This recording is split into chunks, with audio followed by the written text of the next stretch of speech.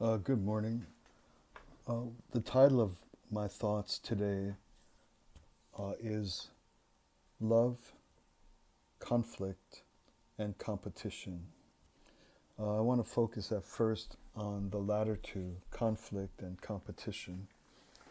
I think a lot about this, a tremendous lot about it, in part because my life's work involves conflict mediation or trying to bring people from circumstances or conditions of enmity or bad intent or bad actions against an opposing group or party or ethnicity or religious group or whatever, uh, by some means or another, by brutal efforts at destruction, even violent efforts at destruction, all the way to subtle manipulations of government and law and the like to disadvantage some group or another. Uh, so conflict is fairly universally understood as just a flat out negative. It costs everyone involved in a certain way. There simply are no victors, uh, and in fact, the process or means by which a person in conflict seeks to destroy and overcome or conquer a group that they've deemed undesirable for some reason or another. Actually, the winner has equally destroyed themselves in very important ways. They've descended into the corruption of their essential quality of person by being in conflict. Also, another reality of conflict is that you forego your freedom as long as something opposes you with hostile intent. You're bound by that other person's hostility, and that's not only true for the one that's victim, but it's equally true for the one that's prevailing. If you're prevailing, if you're in conflict, if you're at war, if you're oppressing or attempting to destroy another person or group or party or religion or ethnic group, the persistent determination of your quote unquote opponent or enemy binds you. You're just not free. You're building walls, you're building armies, you're instead of spending money on your schools and on your drinking water and on your art and on your museums, you're spending money on instruments of destruction and hostility. You're occupying your emotional state, obsessed with the very thing that you don't care for and don't like. So the condition of conflict is costly, is destructive, is degenerate, is obsessive, is is binding and imprisoning all the way around, both to the victors, both to the oppressed, to the victims, and to the prevalents. So people generally, despite the ease and constancy with which people, all the way from individuals just inside of a family, all the way out to entire nations with massive multi-zillion dollar armies, right across the board, even though people easily and constantly and kind of swim in a universe of conflict. Strangely, anyone you ask acknowledges or recognizes or defines conflict as an undesirable thing. That needs to be looked at.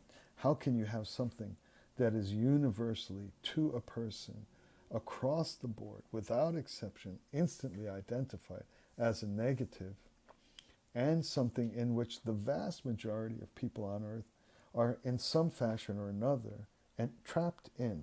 That really needs to be looked at, but that's not my point this morning. And then there's another part of human life, and that's competition. Competition is not universally regarded as negative. In fact, it's almost, and perhaps ubiquitously, regarded as a positive. People love competition, and competition can be sweet. There's an old TV station that plays these old games, these TV games like Password, and they're trying to guess the word or trying to guess what's on the board, or these are all competitive. Uh, the sports, especially professional sports, of course, college and high school sports, are all competitive. Gaining a position as a violinist in an orchestra, whether it's from your seventh grade orchestra all the way to the New York Philharmonic, that's competitive. Life is entirely competitive, and generally no one has problems with that. Competition is innate to the human being. It's a huge contributor to the ways we improve ourselves. In fact, it's likely that we'd never improve ourselves without competition.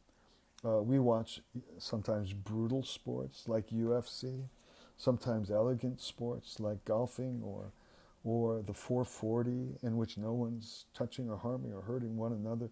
There's just the sheer and raw effort to be faster, to run faster. There's war sports that are competitive, that are not, don't hurt the opponent in any way, like fencing, for example. All of this is celebrated, and all of this is fine. All of this is exciting. In a way, it's the main excitement in life. That's why people all work all week under drudgery and save up their hard-earned money and go buy basketball tickets for $183 to watch 10 guys, 10 6-foot, 8-foot guys running around for 45 minutes, spend $180 on a ticket. So people love competition. There's nothing wrong with it. In our own lives, we really would be fairly stagnant without it. And yet, in a certain way, competing is just a small version, is just a light version of conflict. It's a form of conflict in a certain way. And what is the difference, or what is the distinction between conflict and competition? The rules of competition are what one would call good sportsmanship.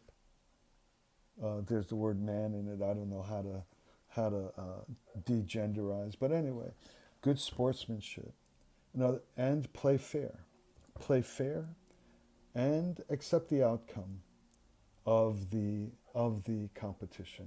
If it's a sports event, the moment it's over, you go shake the hand of the individual who you fought tooth and nail, every trick in the book, every possible way you could possibly, quote unquote, defeat the other.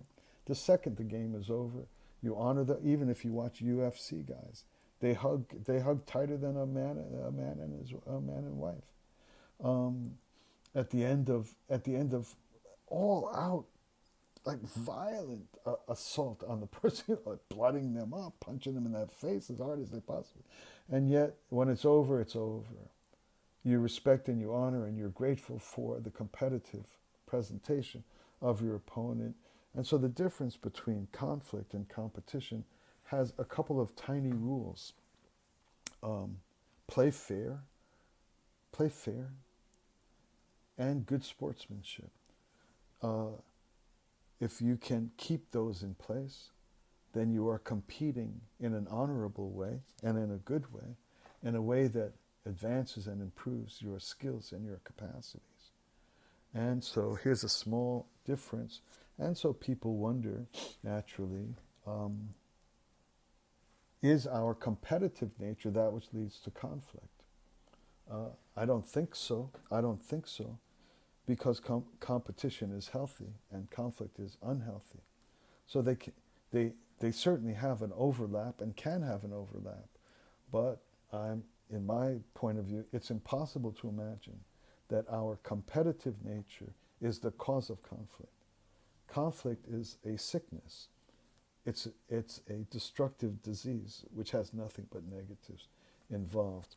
Okay, so those are the two things under consideration for me. And I was reading this morning and came across something. It sounds very religious. It is religious. It has faith language in it, but that's not what I'm concentrating on here. I'm concentrating on an interesting third step in this analysis that I've just offered on conflict and competition. So the reading is this. And the beginning, as I say, is grounded in a particular faith system, but I'll tend to that in a minute. Okay, here's the reading. Let us consider the first human family. First of all, there is God. Secondly, there is Adam and Eve. First human family, God and Adam and Eve. Adam is masculine, Eve is feminine. They compete with one another to secure the love of God first. I never thought of that, but okay, if you say so. If they are selfishly motivated, there will be no unity. Okay, so say secure the love of God first. That is that my life be full. Okay, Adam and Eve, Adam masculine, Eve feminine. They compete with one another to secure the love of God first. If they are selfishly motivated, there will be no unity. However, if they are unselfishly motivated, Adam will say, I want to reach God first solely for you, Eve. The woman would be overjoyed. She in turn will say, I only want to reach God for your sake, Adam. Then the husband will be fully satisfied. There is no struggle. There is unity even in their competition.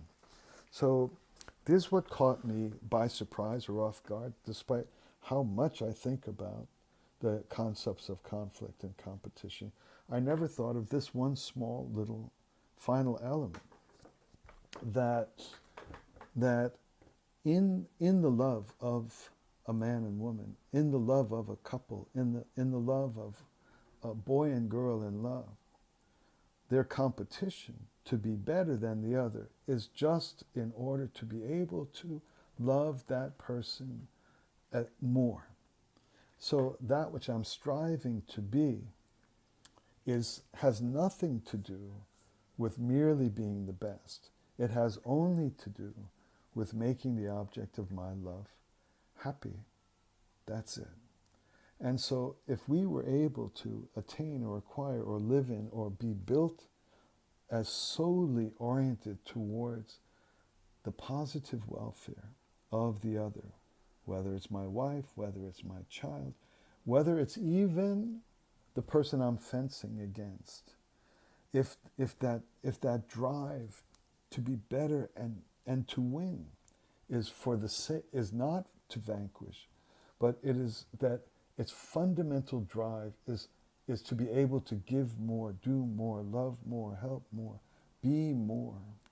Then in competition, there's no struggle. There's actual unity. Imagine if all competition were defined by every pair of people trying to outdo one another, regardless of what it might be. Strongman competition, lifting big wrecking balls and running down, 40 feet or whatever. No matter what it is, if it's fundamentally constituted by some corollary of the way a woman loves a man and a man loves a woman, and that became some corollary, or a dad loves his daughter or vice versa.